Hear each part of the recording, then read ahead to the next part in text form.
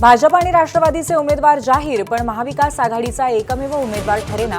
बैठकांच्या सत्रानंतरही तिन्ही पक्षांमध्ये मतैक्य होईना। राष्ट्रवादीच्या विलीनीकरणाची चर्चा थांबली, ज्यांच्याशी चर्चा केली तेच नाहीत जयंत पाटलांचं स्पष्टीकरण। विलीनीकरणाची चर्चा अजित पवारांच्या आग्रहानं सुरू झाल्याचाही दावा। विनोद तावडेंच्या संयमाला बक्षीस, राज्यसभेची उमेदवारी रामदास आठवलेंना तिसऱ्यांदा संधी, तर माया इवनाते आणि राम वडकुते यांना राज्यसभेची लॉटरी। एकनाथ शिंदे मुख्यमंत्री असताना त्यांचं दावोसला जाणारं विमान इराण आणि इराक पाडणार होते। रोहित पवारांचा खळबळजनक दावा, परदेशात जाताना DSRनं परवानगी घेतली नसल्याचा आरोप।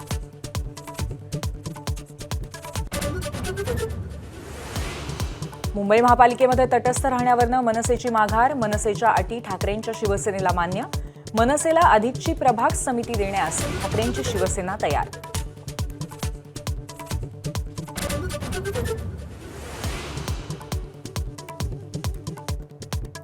एकनाथ शिंदेंचं दावोसला जाणारं विमान इराण आणि इराक पाडणार होते। आमदार रोहित पवार यांचा गंभीर आरोप, DSR कंपनीच्या बेजबाबदारपणामुळे प्रसंग ओढवल्याचा रोहित पवारांचा दावा।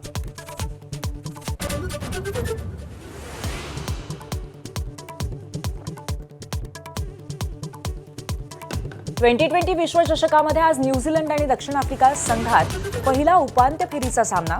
कोलकात्याच्या ईडन गार्डन्सवर दक्षिण आफ्रिका सलग दुसऱ्यांदा फायनलमधील प्रवेशासाठी सज्ज। न्यूझीलंडचा संघही पूर्ण तयारी।